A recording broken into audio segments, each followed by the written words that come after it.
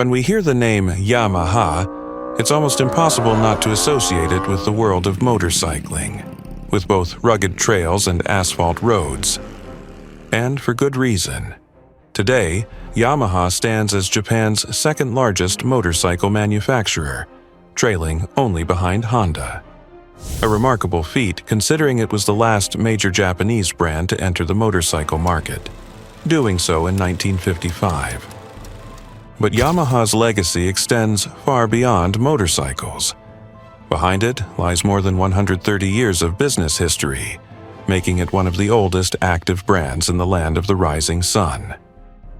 How did Yamaha begin? What did the company do before making motorcycles? And most importantly, who were the people behind its rise to global success?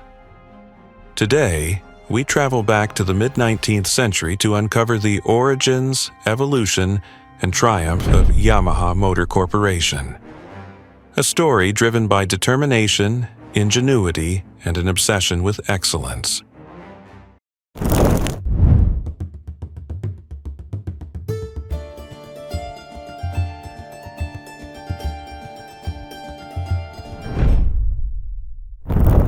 Much like Mitsubishi's beginnings, Yamaha's origins trace back to the final decades of Japan's feudal era.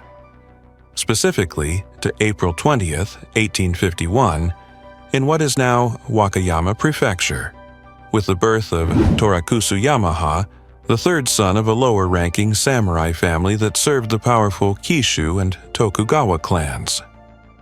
His father, Konosuke Yamaha, was both a samurai and an astronomer, but not the kind confined to observatories. He was a practical scientist. He created maps, conducted cadastral surveys, performed astronomical calculations, and even designed early civil engineering plans, all commissioned by feudal lords. Growing up in a world balanced between swords and blueprints, Torakusu developed a deep fascination with mechanisms, science, and how things worked. Technology captivated him, not for its outward shine, but for the logic within. But his family's stability collapsed alongside the system that supported it. In 1867, the Tokugawa shogunate fell after over 2 centuries in power. With the Meiji Restoration in 1868, the samurai class was dissolved. Like many, the Yamaha family was swept away by this tide of change. At age 21, Torakusu left for Osaka, seeking a purpose and a livelihood. There, a European object caught his eye: the pocket watch, a perfect fusion of art, science, and utility. Eager to understand its secrets, he traveled to Nagasaki and studied under a British engineer for 2 years, eventually mastering the art of watchmaking. Now a skilled technician, he returned to Osaka, but the income wasn't enough. He joined a store that specialized in medical equipment, repairing surgical tools with the same precision he applied to watch gears. His talent became so evident that in 1883 he was sent to Hamamatsu to service the local hospital's instruments. At the time, Hamamatsu was a small, undeveloped town with limited technological infrastructure. Though Torakusu had a job, demand for his services was sporadic. To survive, he took on a second job, pulling a rickshaw for the hospital director. For years, he lived this humble double life, until one day in 1886, fate intervened. The local elementary school had an imported reed organ that had broken. With no technicians available, they turned to Torakusu Yamaha. He accepted the challenge, and not only repaired the instrument, but disassembled every part with surgical precision, studying its inner workings until he understood them fully. From this exercise in meticulous curiosity, a bold and brilliant idea emerged: build one from scratch. Funding came from the very hospital director he had chauffeured for years. And after 2 months of tireless work, Torakusu built a 39-key reed organ entirely by hand. Proud and hopeful, he decided to present it to the Tokyo Music Institute for evaluation. But the journey was daunting, over 250 kilometers, in an era without cars or trains. Undeterred, he slung the organ over his shoulder on a wooden pole and walked to the capital for days. But when he arrived, he was met not with admiration, but with criticism. The design was flawed and the tuning harshly judged. Still, Torakusu didn't give up. He remained in Tokyo, took classes in music theory and tuning. He studied, he improved. Months later, he returned to Hamamatsu with a new goal: build a second organ. This time, the verdict was different. As good as those made abroad, the experts declared. Soon after, he received his first official order, 7 organs, including one for the governor of Shizuoka. Through sheer determination and resilience, the foundations of what we now know as Yamaha were laid.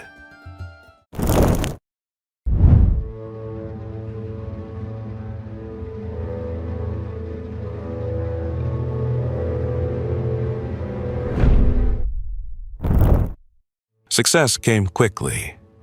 Just 1 year after building his first organ, in 1887, Torakusu founded Nippon Gakki Seizo Kabushiki Kaisha, literally translated as Japan Musical Instruments Manufacturing Company. Its first headquarters was modest, an abandoned temple outfitted with rudimentary tools and a small team of 7 workers, including carpenters and woodworkers. As a symbol of the newborn company, Torakusu drew a Chinese phoenix holding a tuning fork. The bird represented rebirth, the tuning fork, the purity of sound. This emblem would evolve over time into the iconic logo of 3 interlocking tuning forks, an indelible symbol of the future brand, Yamaha. The high quality of their instruments, combined with growing demand for music education in Japan, fueled the young company's sales year after year. In 1899, Torakusu embarked on a decisive journey to the United States, where he studied the manufacturing methods of legendary firms such as Steinway and Sons. What he learned would raise Nippon Gakki's standards, enabling not only the refinement of their organs but also expansion into new lines: upright pianos, harmonicas, and xylophones. He was a pioneer. In 1900, Nippon Gakki produced Japan's first upright piano, and by 1902 its first grand piano. By 1907, they had become the nation's largest manufacturer of pianos and organs. But Torakusu's legacy extended far beyond craftsmanship. He actively promoted a national musical culture, leading educational programs to train technicians, engineers, and musicians. One of his students would later become his greatest rival, Koichi Kawai, founder of Kawai Musical Instruments. By the end of the first decade of the 20th century, Torakusu had become a central figure in Hamamatsu. He even served as president of the municipal council, yet never lost his humility. In an era with no labor rights, he personally visited sick employees to ensure they received care and medicine. He led the company until his death on August 8, 1916, in Tokyo at the age of 65. He left behind a fully established company and a leadership model grounded in excellence, gratitude, and respect. After his passing, the role of president was assumed by his vice president, Chiyomaru Amano, who had to navigate difficult years: World War I, the 1923 Great Kanto earthquake, and the volatility of the yen, which hindered foreign trade. His tenure was short-lived. In 1927, he passed the torch to a man who would usher in a new era, engineer Genichi Kawakami. Under Kawakami's leadership, Nippon Gakki founded the world's first acoustic research laboratory in 1930. And in response to the Great Depression, he diversified the product line by introducing more affordable wind instruments, a survival strategy for hard times. But that effort was interrupted by a chapter we all know: Japan's entry into World War II. Nippon Gakki's expertise in wood and metal was quickly redirected by the imperial government toward manufacturing aircraft propellers, used in the infamous A6M-0 fighter planes, symbols of the attack on Pearl Harbor. It was during this period that a technical collaboration occurred with a brilliant mind named Soichiro Honda. Ironically, Honda would later become one of Yamaha's fiercest rivals. War, however, shows no mercy. Like many other factories, Nippon Gakki was devastated by air raids. Post-war Japan was left in ruins, and the company, with its factories destroyed and no market for musical instruments, stood on the brink of extinction. That's when a new figure emerged: Genichi Kawakami, son of Kaichi. Educated in business administration and armed with a pragmatic vision, he already held an executive position. But the crisis thrust him into the spotlight. Genichi Kawakami would give Yamaha its second birth.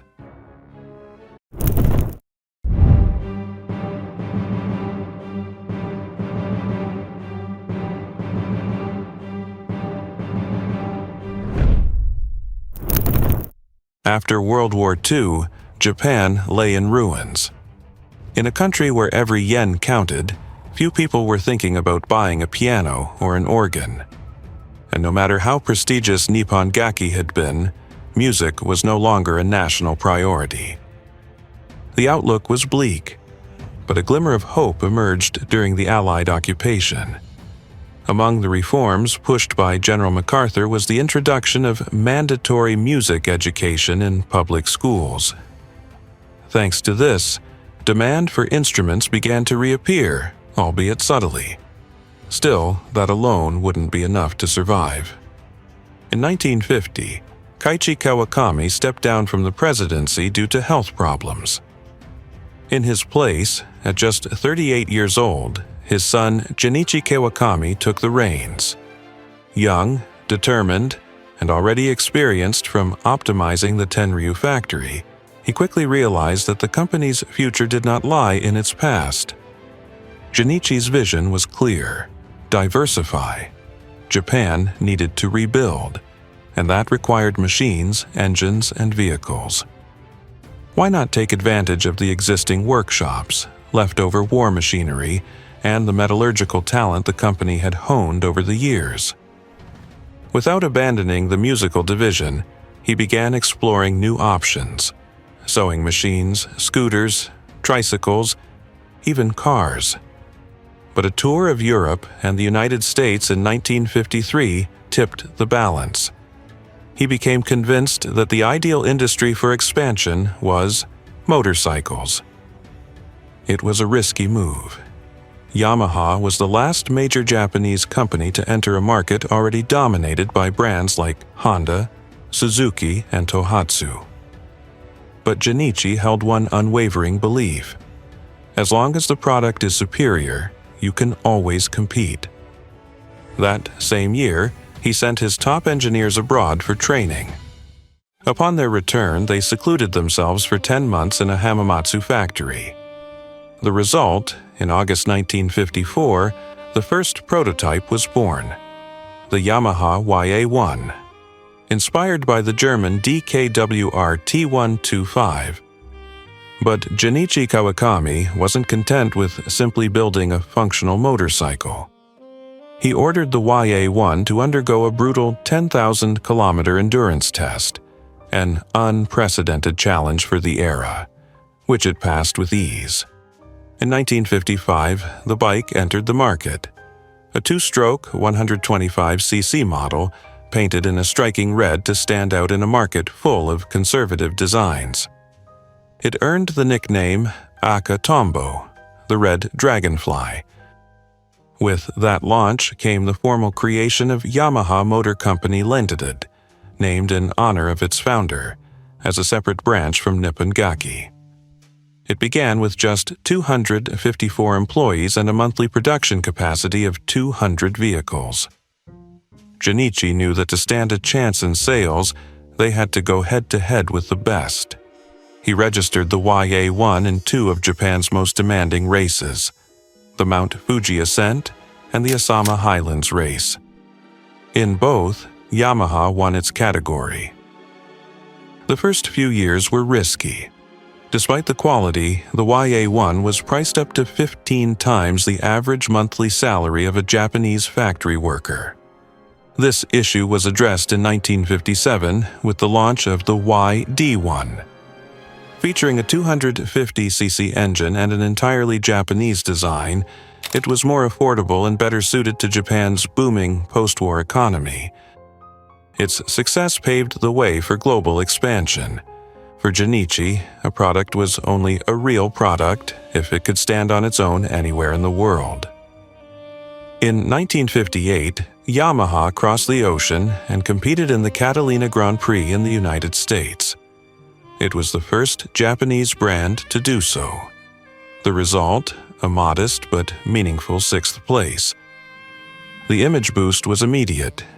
That same year, Yamaha signed a distribution deal with Cooper Motors to sell their motorcycles in the U.S. In less than a decade, Genichi Kawakami hadn't just saved Nippon Gakki, he had built a new empire on two wheels.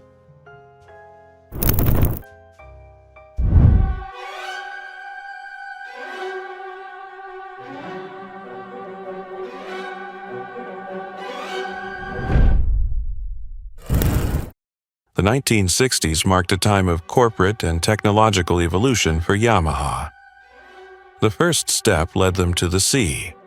Yamaha entered the nautical industry with boats like the Cat 21 and Run 13, and launched its first outboard motor, the Yamaha P7. At the same time, Yamaha revolutionized motorcycling with its Autolube system. For the first time, riders no longer needed to mix oil with fuel manually. It was convenience, it was efficiency, and above all, it was a bold statement of engineering excellence. That reputation caught the attention of a giant, Toyota. Together, at the Iwata plant, they created a masterpiece, the Toyota 2000 GT. Designed by Yamaha and assembled by Toyota, this limited edition Grand Tourer redefined Japanese automotive design. Today, it is considered a collector's gem. In 1968, Genichi Kawakami once again demonstrated his sharp business intuition by launching the DT series, led by the DT1. A lightweight, durable motorcycle built for off-road terrain, it was the first of its kind to be mass-produced. Its arrival in the U.S. coincided with an economic boom and the adventurous spirit of the youth. Thus, the trail bike segment was born. By the 1970s, Yamaha was playing in the big leagues. The company introduced four-stroke engines with the XS1, and soon after, a legendary rivalry ignited. Honda had unveiled its powerful CB750, the first Japanese superbike with a four-cylinder engine. Yamaha responded with full force, first with the XS750 and then the XS11, the fastest motorcycle in the world at the time. This wasn't just a technical rivalry, it was a battle for the soul of Japanese motorcycling. That rivalry carried over to the racetrack. In MotoGP, Yamaha secured 7 constructor titles and 8 rider championships. In motocross and world championships, they added 42 and 33 titles, respectively. These weren't just trophies, they were declarations of technological and athletic supremacy. In 1973, Yamaha released the RD350, the first street motorcycle to feature reed valves, a technology previously reserved for racing. Soon after came the legendary RD400 Daytona, a 400cc twin-cylinder bike capable of reaching 175 kilometers per hour, 108 miles per hour. It even caught the eye of Bruce Lee, who rode it in Game of Death. Today, it's a prized collector's item. Yamaha also left its mark in motocross with the YZ250, the first mass-produced bike featuring monocross suspension, delivering unmatched stability, a machine built to conquer any terrain. The 1980s were years of glory. In 1984, they introduced the FZ750, a superbike with 5 valves per cylinder, an engineering marvel. And in 1987, to honor its legacy, Nippon Gakki Seizo was officially renamed Yamaha Corporation on its 100th anniversary, symbolically closing the cycle begun by Torakusu Yamaha. But the final decade of the 20th century brought new challenges. The burst of Japan's economic bubble slowed domestic consumption. Fortunately, Yamaha's global network, factories in the US, Indonesia, Thailand, Brazil, Mexico, and Colombia, kept its financial foundation strong. In 1997, Toyota acquired 5% of Yamaha, strengthening their historic bond and guiding Yamaha toward new frontiers: electrification, hybrid engines, and alternative fuels. And just before the turn of the century, Yamaha launched 2 bikes that would forever change the world of sport motorcycles: the 1000cc YZF-R1, 1998, and the YZF-R7, 1999. Their engineering reflected the expertise Yamaha had honed in Formula One, where it had supplied engines to teams like Zakspeed, Tyrrell, and Jordan.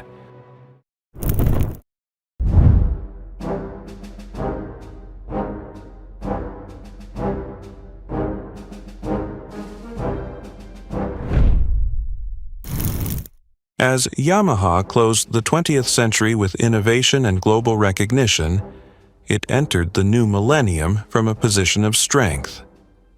But the beginning of the 21st century also brought an irreparable loss. On May 25, 2002, Genichi Kawakami passed away at the age of 90. He wasn't just the post-war president who saved Yamaha, he was the architect of its industrial expansion, the man who transformed a musical instrument factory into a titan of engines, the visionary founder of Yamaha Motor Corporation. Under his leadership, the company embraced a philosophy that still defines its identity: Kando. In Yamaha's own words, Kando is the creation of deeply satisfying and intensely exciting experiences, a kind of harmony between engineering and emotion. With that guiding principle, Yamaha moved forward. In 2005, the MT series was launched. Designed for urban and aggressive riding, these high-displacement naked bikes brought a provocative style and a bold, anime-inspired ad campaign that captivated younger generations. In 2013, Yamaha introduced the Bolt, a lightweight and rebellious cruiser built for city streets, but ready for much more. Its open design made it a favorite for custom builds, especially in the US. 3 years later came the XSR 900, a motorcycle that blended modern power with the vintage soul. It was a fusion of retro aesthetics and futuristic performance, appealing to nostalgic riders and newcomers alike. Meanwhile, the sport line continued to evolve. The R1 and R7 returned with aggressive redesigns and enhanced performance. And finally, in March 2025, the long-awaited R9 was released, a superbike that condensed decades of innovation into one flagship machine for Yamaha's racing legacy. But Yamaha has proven to be more than just speed and asphalt. The numbers speak for themselves. Over 60,000 employees in more than 200 countries, and a market value exceeding $20 billion across its motor and corporate divisions. Behind those numbers lies something hard to classify, because Yamaha doesn't just lead in motorcycles, it also dominates in musical instruments, professional audio, aerospace, robotics, energy systems, and even microchip technology. Within its DNA live art, engineering, and adventure. A corporate symphony that, more than a century after its origin, continues to roar and conquer. If you're going to do something, make it the best there is, Genichi Kawakami. And that's how we conclude the story of Yamaha, a journey spanning over 130 years of innovation, driven by the vision of two extraordinary minds, Torakusu Yamaha and Genichi Kawakami. Two men separated by time, yet united by a common ambition, to create excellence through ingenuity and sustain it through resilience. If you're a Yamaha enthusiast or a fan of the motor world, don't forget to leave us your thoughts in the comments. And if this story captivated you, you may want to discover how one of the oldest names in Japan's automotive history rose to become the undisputed king of diesel engines, Isuzu. See you in the next video.